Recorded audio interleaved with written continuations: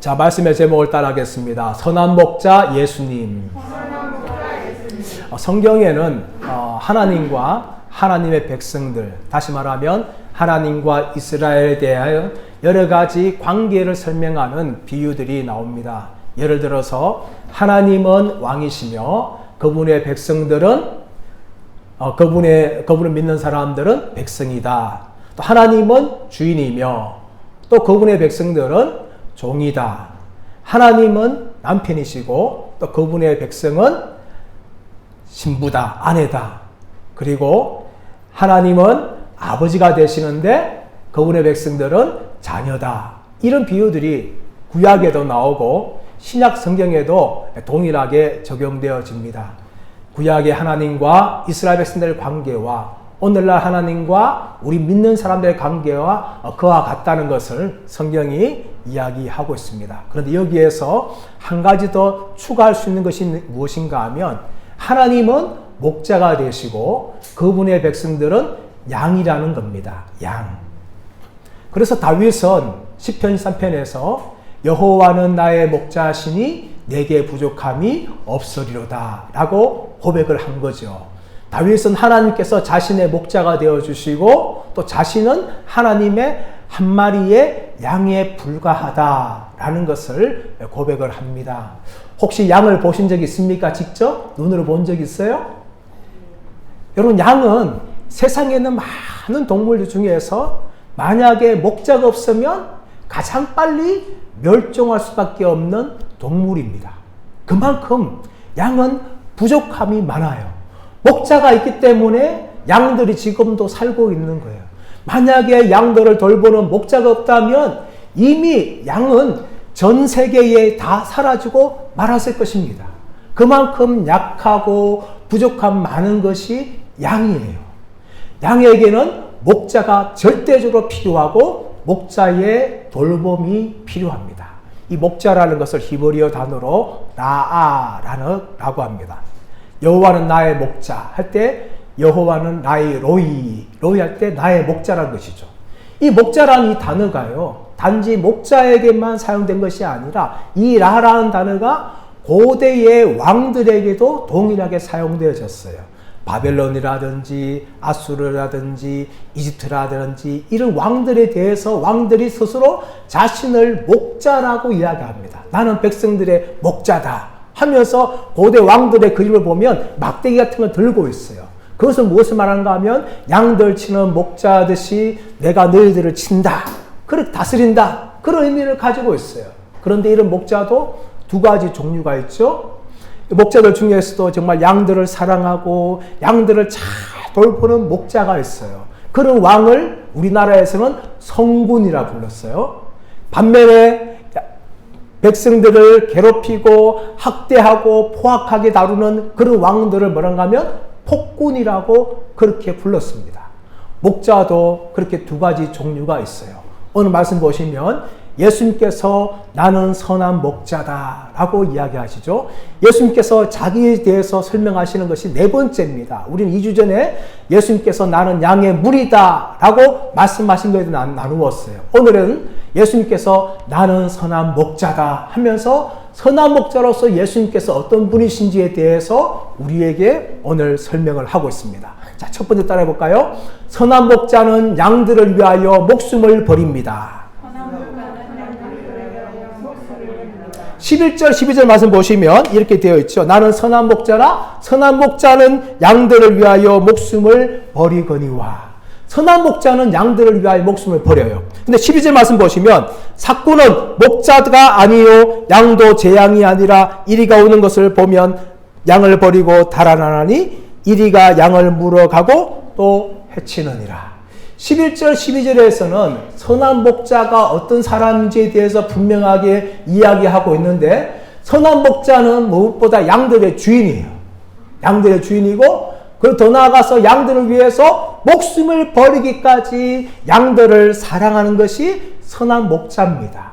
여러분 성경에 보시면 다윗과 골리앗 이야기가 나와요. 다윗과 골리앗 이야기 다 알고 있죠? 다윗과 골리앗 전쟁이 나오는데 다윗이 어느 날 아버지의 심부름을 들어가지고 전쟁터에 싸우고 있는 형들에게 갔죠. 근데 그때 무엇을 보아요? 키가 막 3m가 되는 골리앗이라는 거인이 나와서 매일 아침 나와가지고 야 이스라엘 놈들아 너희 중에 강한 자가 있으면 나와 싸워서 겨뤄보자. 큰 소리를 치는데 아무도 이스라엘 백성들이 나와서 싸우지를 못해요. 벌벌 떨고 있어요. 그 모습을 본 다윗이 얼마나 흥분하는 거죠. 저 놈이 누군데 이스라엘 백성들 모욕하더냐 하면서 흥분하면서 자기가 싸우겠다고 사울 왕한테 나아가요. 그래서 사울 왕이 야야야 너는 골리앗에 비하면 잽도 안 되는 거야. 저는 거인이 아니냐. 저는 용사다. 제가 들고 있는 무기란 봐라. 무시무시하다. 그런데 너는 꼬마가 아니냐. 네가 어떤 꼬마가 어떻게 저 무시무시한 용사와 싸울 수 있겠느냐. 그렇게 사울 왕이 말리죠. 그러자 다윗이 뭐라고 말합니까? 사무엘상 17장 34절 35절 말씀 보시면 사나운 짐승들이 내 아버지의 양들을 빼앗아가면 내가 그들을 쫓아가서 그들에게 있는 양들을 빼앗았고 그리고 그들이 일어나서 나를 해치려고 하면 내가 그들의 수염을 잡고 쳐주겠나이다 하면서 내가 골리앗을 죽이겠습니다. 그렇게 다윗이 용감하게 나아가죠. 여러분 다윗은 목자였어요. 목자가 양을 지킬 때 들고 있는 무기가 두 가지입니다. 하나는 무엇인가 하면 물맷돌이에요. 물맷돌. 옛날에 좀 쉽게 설명하면은 새총 같은 데 돌을 넣어가지고 피피 돌려가지고 탁 던지는 그런 무기예요. 그런 무기가 고대 전쟁에서는 아주 유용하게 사용되어졌어요. 이것이 얼마나 멀리 나가는가 하면 가까이는 200m 날아가요. 근데 목자들은 이 돌팔매 전문가였어요. 매일매일 연습을 하는 거예요. 사나운 짐승들이 공격하려면 막기 위해서 돌팔매 연습해가지고 탁 던지면 정확하게 그 짐승의 머리에 탁 맞추는 거예요. 목자들은 200m 떨어지는 거대로 정확하게 돌팔매 해가지고 그것을 맞춰요. 그만큼 목자들의 실력이 뛰어납니다. 하기만 하면 백발백중이에요. 근데 이게 목자들 만이 아니라 그 당시에 고대 당시에 전쟁의 무기였어요. 목자들은 그 무기를 가지고 양을 지켰죠. 어떻게 다윗이 사자나 곰하고 싸워서 이겼을까요? 몰맷돌을 던진 거예요. 던져가지고 딱 맞춘 거예요. 그 순간 기절하니까 이 사자나 곰이 잡고 있는 양들을 빼앗아가 가는 거죠. 그런데 이 사자나 곰이 정신 차리고 달려들잖아요. 그때 또 다윗이 내가 수염을 잡고 쳐주겠다 라고 이야기하잖아요. 무엇으로 죽였을까요? 목자들이 들고 있는 막대기예요. 막대기 끝에는 뾰족한 쇠붙이나 그리고 뾰족한 돌이 있어요. 그걸 가지고 사나운 짐승들과 싸우는 거죠. 그렇게 다윗이 골리앗과 나갈 때에 물맷돌 5개 들고 나갔고 막대기를 들고 나갔잖아요. 그것을 보고서 골리앗이 뭐라고 이야기해요? 네가 나를 개로 여기냐 하면서 조롱하는 거잖아요. 다윗이 바로 그 물맷돌 가지고 골리앗을 정확히 맞춰서 골리앗을 죽였어요. 이스라엘 백성들을 보호한 거예요. 이렇게 목자들은요, 양들을 위해서 목숨을 지키기까지 그렇게 돌보아요. 그런데 삭군은 그렇지 않아요. 삭군은 어떤 사람들인가 하면 목자로부터 돈을 받고 대신해서 양을 지키는 사람들이 삭군이에요. 돈을 받는 데에서 삭을 받는 데에서 삭군이라 이야기하는데 이 사람들은 양들의 주인이 아니에요. 그리고 양들을 자기 목숨처럼 사랑하지 않아요. 사나운 짐승들이 공격해오면 자신의 생명을 살리기 위해서 이 삭군들은 도망갑니다. 그리고 그렇게 해가지고 양들을 빼앗기더라도 절대 그것을 보상하지 않아요. 왜냐하면 사람의 목숨이 양들의 목숨보다 더 중요하기 때문에 거기에 대해서 책임을 지지 않아요. 그러니까 이 삭군들은 사나운 짐승 공격만 하기만 하면은 자신들의 목숨을 살리기 위해서 양들을 다 버리고 도망가기에 바쁜 사람들이 이 삭군이었어요. 예수님 당시에 이런 삭군 같은 존재들이 있었죠. 누구였습니까? 종교 지도자들이었어요. 그들을 향해 예수님께서는 절도요 강도라고 이야기했습니다. 이들이 종교 지도자였는데 백성들은 마치 목자 없는 양같이 유리하고 있는 존재가 되고 말았습니다. 그들은 백성들에게부터 인기를 얻게 되었고 백성의 존경을 받았지만 선한 목자로서 양들을 잘 그렇게 다스리지 않았습니다. 예수님 당시에만 있었는 것이 아니라 구약의 에스겔 말씀 가보면 이 거짓 목자들이 존재했어요. 백성들이 왕이었고 백성들의 지도자였지만 백성들을 자신의 생명처럼 사랑하지 않은 그런 거짓 목자들이 있었습니다. 그래서 에스겔은 그들을 향하여서 이렇게 말합니다. 너희가 연약한 자들을 강하게 하지 않고 병든 자를 고치지 않고 상처받은 자를 싸매주지 않고 쫓겨난 자를 돌아오게 하지 않고 잃어버린 자를 찾지 아니하며 너희가 포악으로 그들을 다스렸도다. 그래서 그들은 목자 없는 양들이 되어서 다 뿔뿔이 흩어지고 말았다 하면서 거짓 목자들에 대해서 에스겔이 그렇게 강력하게 책망을 한 것입니다. 이것이 사건들이에요. 그러나 예수님께서는 당신을 향하여 무엇을 말합니까? 나는 선한 목자다 라고 말씀하시면서 선한 목자는 양들을 위하여 목숨을 버리거니와 라고 이야기해요. 양들을 위하여, 이 단어가 위하여라는 단어가 대신하여 라는 말로 바꿀 수가 있어요. 예수님께서 양들을 대신하여 목숨을 버리신 것이죠. 이것이 바로 예수님께서 십자가에서 우리 죄인들을 위하여 죽으신 대속적인 죽음입니다. 이 십자가의 죽음은요, 무엇보다 자발적인 죽음이었습니다.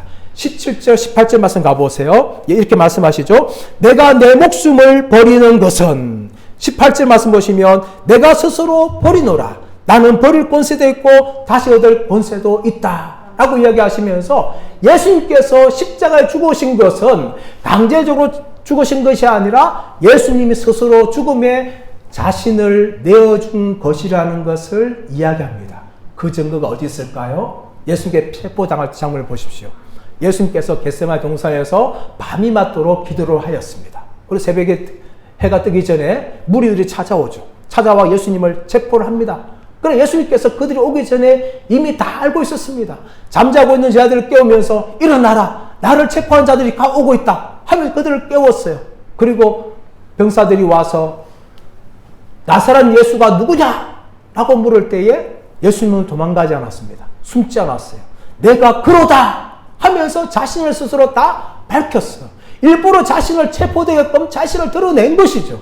이것은 무엇을 말합니까? 예수님의 십자가의 죽음은 예수님 스스로 우리 죄인들을 대신하여 자신의 생명을 내어준 것이라는 것을 말씀하고 있는 것입니다. 그리고 더 나아가서 십자가의 죽음은 바로 하나님의 계명에 순종한 죽음이었어요. 18절 말씀 보십시오. 이 계명은 내 아버지에게서 받았노라 라고 말씀을 하고 있습니다. 그리고 예수님께 십자가 죽음 중에 한 가지 이유가 뭔가 하면은 이 종교 지도자들의 시기와 질투였어요. 예수님이 말씀을 가르치고 귀신을 쫓아보니까 많은 사람들이 예수님께 몰려다니는 거잖아요. 그것을 보니까 종교 지도자들이 마음 가운데 시기와 질투심이 생겼어요. 우리들보다 더 인기가 있구나 하면서 그때부터 예수님을 미워했고 예수님을 죽이려 하였습니다. 예수님 십자가에 죽으심의 한 가지 이유는 이 종교 지도자들의 시기와 질투가 있었지만 그것은 근본적인 것이 아니에요. 근본적인 것은 무엇입니까? 바로 창세 전부터 우리 죄인들을 구속하기 위해서 하나님이 계획을 세우셨어요. 근데 그 계획을 예수님이 알고 계셨어요. 그리고 이 땅에 오셔서 이 계획에 다 순종하신 것입니다. 하나님의 구원의 계명에 그대로 다 순종함을 통하여서 우리들을 위하여, 우리들을 대신하여 예수님께서 십자가에 그렇게 죽으신 것입니다. 그리고 더 나아가서 십자가의 죽음은요, 죽음만으로 끝난 것이 아니에요. 예수님은 늘 부활을 염두에 두었던 것입니다. 17절 말씀 보십시오. 내가 목숨을 버리는 것은 그것을 다시 얻기 위함이다 라고 말하고 있어요. 내가 내 목숨을 버리는 것은 그것을 내가 다시 얻기 위함이다. 18절 말씀 보시면 나는 버릴 권세도 있고 다시 얻을 권세도 있으니, 이것은 무엇을 말할까요? 예수님 십자가의 죽음은 단지 십자가의 죽음만 끝나는 것이 아니라 부활로 이어진다는 것을 예수님은 알고 있었습니다. 만약에 십자가의 죽음만 끝이 난다면 절망이었을 것이에요. 한 인간의 죽음이었기 때문에 절망이었을 것입니다. 그러나 예수님은 죽음 가운데 있는 것이 아니라 3일 만에 부활하심을 통하여 영광의 하나님이라는 것을 드러내셨어요. 그럼 예수님께서 늘 십자가의 순환기를 이야기할 때마다 인자가 많은 사람들에게 고난받고 제3일에 살아날 것을 항상 말씀하셨던 것입니다. 예수님은 항상 십자가 죽음을 염두에 두셨지만 그 십자가의 죽음은 바로 부활의 영광으로 이어진다는 것을 알고 계셨다는 것을 우리에게 보여주고 있습니다. 그리고 더 나아가서 예수님의 죽음은 하나님 아버지를 기쁘게 하였습니다. 17절 말씀 보시면 이로 말미암아 아버지께서 나를 사랑하시느니라 라고 말씀합니다. 예수님 십자가의 죽음은 하나님을 기쁘시게 하였고 또 그것이 바로 하나님의 사랑을 다시금 확인케 하는 것이었습니다. 하나님의 사랑은 어떤 사랑이었습니까?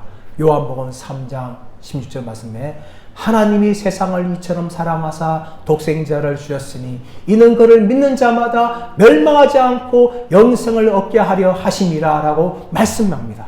하나님께 이 땅을 사랑하셔서 독생자 예수를 이 땅에 보내신 만큼 사랑하셨고 또 예수님께서는 그 하나님의 사랑을 가지고 이 땅에 오셔서 우리 죄인들을 위하여 죽으실 만큼 우리를 사랑하셨습니다. 십자가의 죽음은 무엇입니까? 하나님의 사랑이 나타난 것이고 그 사랑 때문에 예수님께서는 양들인 우리를 위하여서 목숨을 버리셨다라고 말씀하고 있는 것입니다. 자, 두 번째 따라하겠습니다. 선한 목자는 양들을 잘 압니다.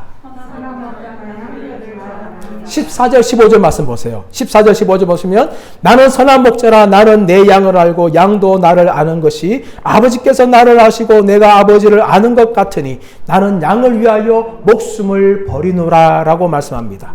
선한 목자는 양을 알고 양도 나를 안다 라고 말합니다. 이 안다는 건요, 단지 얼굴만 아는 게 아니에요.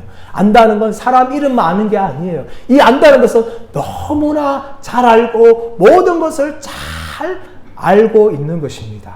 목자들은 양들을 잘 알았어요. 그래서 양들 한 마리 한 마리에게 이름을 붙여 주었어요. 베두인 목자들도 그렇고 특별히 인도에서 300마리를 되는 양을 키우는 목자가 있었어요. 그 목자는요, 이 300마리 한 마리 한 마리에 대해서 특성을 따라서 그 목자가 양들에서 이름을 정해 주었어요. 야, 너는 참 내 말을 안 듣는구나 하면서 너는 고집쟁이, 너는 참 말 잘 듣는구나, 너는 순종이, 너는 얼굴에 점이 많구나, 너는 점박이, 너는 날 잘 따라다니는구나, 너는 쪼롱이, 이렇게 하면서 양들에 대해서 각자 한 마리 한 마리 이름을 정하고 그렇게 그를 불렀습니다. 그럼 양들은 자기 이름을 아는 거예요. 우리 권영미 사모가 가끔씩 보는 유튜브에 뭐가 나오는가 하면 21마리 고양이를 키우는 미혼 여성에 관한 유튜브가 나옵니다. 어떻게 그 여성의 21마리 모았는가 하면 돈을 주고 사서 입양한 것이 아니라 길거리에 있는 그 고양이들을 한 마리 한 마리 입양시킨 거예요. 어떤 고양이는 서로 싸워가 상처를 입었는데 불쌍해가지고 그렇게 데려왔고, 어떤 고양이는 나쁜 사람이 주는 음식을 먹는 바람에 탈이 나가지고 아파 있는 거를 또 데리고 오고, 어떤 고양이는 주인한테 버림받았는데 그 버림받은 고양이를 또 주워왔어요.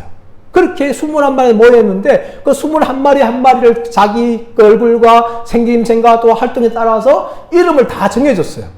밥을 먹을 때 되면은 이제 그 미혼 여성 주인이 엄마가 고양이를 불러요. 한 마리 한 마리.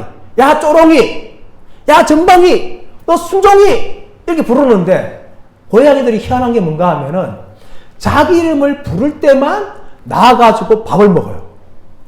자기 이름 안 부르고 딴 고양이를 부르면 절대 끔찍하지 않아요. 근데 자기 이름 딱 부르면 딱 일어나가지고 그 엄마한테 가가지고 엄마가 주는 밥을 먹는 거예요. 참 너무 신기해요. 어떻게 21마리 고양이들이 자기 이름을 깎아갈까요? 남의 이름이 아니라 자기 이름을 알고 자기 이름을 불러주면은 그 주인의 소리에 따라서 나가서 주인이 주는 밥을 그렇게 고양이들이 먹었습니다. 여러분, 고양이뿐만 그런 게 아니에요. 양들도 목자들과의 관계가 그러합니다. 목자는 양들에 대해서 참 잘 알아요. 그리고 양들도 자신의 주인이 누군지, 자신의 목자가 누군지를 그렇게 알고 있습니다. 여러분, 이것을 어쩌면 교회 안에 목회와도 관련이 있습니다. 오늘 옥하는 목사님이 한때 이렇게 말한 적이 있습니다. 한국 교회는 두 종류의 목사가 있다. 하나의 목사는 대형교회 목사다. 또 하나의 목사는 대형교회를 꿈꾸는 목사다. 이렇게 이야기한 적이 있어요. 여러분, 이것은 한국교회 목회가 얼마나 잘못된 방향을 가고 있는지를 말하고 있는 겁니다. 왜 교회들이 크게 건물을 지을까요? 그 이유가 뭘까요? 대형교회 되고 싶은 꿈이 있는 거예요. 그것 때문에 여러분, 누가 누구만 좋아해요? 은행만 좋아. 은행만 이자 많이 벌어가지고 은행만 좋아해요. 한국교회 부채가 얼마나 많은지 몰라요. 병에 걸린 거예요. 여러분, 목회는 그게 아니에요. 대형교회 그게 전부가 아니에요. 큰 교회가 전부가 아니에요. 교회는 어떤 교회인가 하면은 가족과 같은 교회가 돼야 되고 목장과 같은 교회가 돼야 돼요. 비록 적은 숫자를 모인다 하더라도 서로 목자인 목사의 가르침을 잘 받고 또 서로 인격적으로 잘하는 그런 관계가 돼야 돼요. 그럼 목사는 기업가 경영가 되면 안 됩니다. 교회를 빨리 해가지고 부흥시켜가지고 성도들 많이 모이게 하는 그런 경영가가 되는 것이 아니라 한 마리 한 마리의 양들을 잘 아는 목자처럼 그렇게 한 마리의 한 마리의 성도들을 양처럼 여기고 사랑하고 돌보는 그런 목자 같은 목사가 되는 것이 바로 주님께서 기뻐하시는 목사인 줄 믿습니다. 이진희 목사님의 유대인의 목축 문화를 본 시편 23편이라는 그 책이 있어요. 그 책에 보시면 두 가지 이야기를 합니다. 어느 큰 교회 목사님이 이제 외국에 여행을 가게 되었어요. 여행을 딱 탔는데 옆에 여자분이 좀 앉아 계신 거예요. 그 여자분이 그 인사 참 목사님에게 잘하고 또 물도 갖추고 뭐 음식도 이렇게 주고 잘하는 거예요. 그래서 목사님은 이 분에 대해서 전도하고 싶은 마음이 딱 들었어요. 그래가지고 물어봤어요. 혹시 교회를 다니십니까? 그 물어보니까 그 여자분이 예, 저 교회 다니죠. 그때 목사님 물어봤어요. 혹시 어느 교회를 다니세요? 물어보니까 이 여자분 놀라면서 아이 목사님 농담도 잘하시네.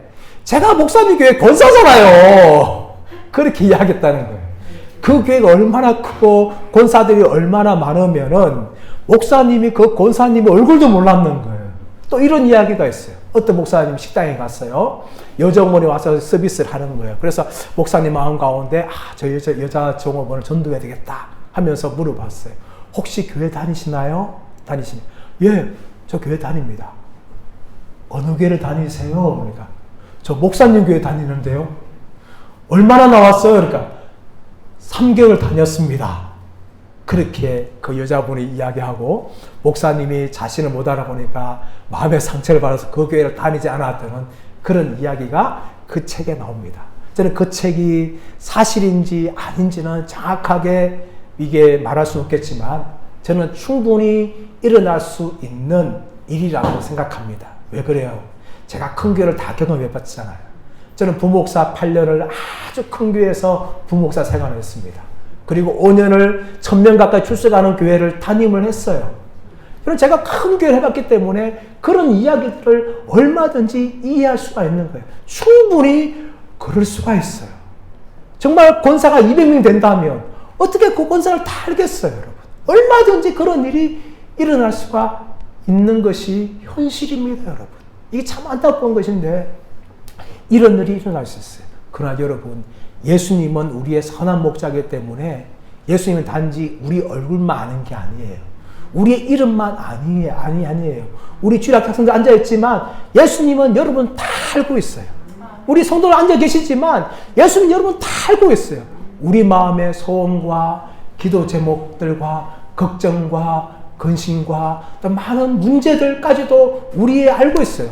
예수님 우리의 과거도 알고 계시고 우리의 현재도 알고 계시고 우리의 미래도 알고 계시고 우리의 비밀도 알고 계시고 우리의 인생의 전부 우리에 관한 히스토리를 다 알고 계신 분이 바로 우리 예수님이십니다.